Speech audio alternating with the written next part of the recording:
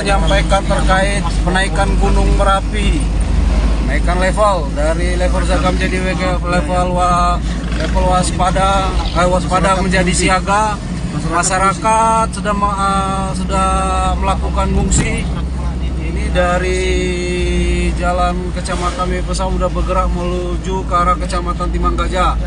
Demikian laporan awal terkait naikkan gunung.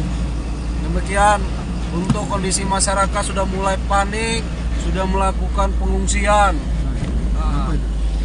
dengan menggunakan kendaraan roda 2, roda 4.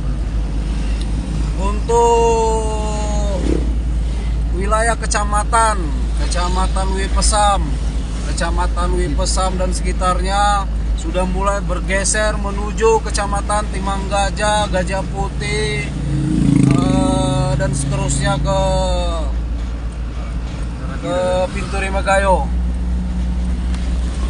Mohon untuk dari pihak BPBD, BMKG, para TNI Polri untuk menenangkan masyarakat, khususnya untuk pihak kepolisian agar selalu aktifasi di jalanan.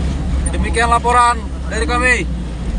Tetap tenang, tidak panik,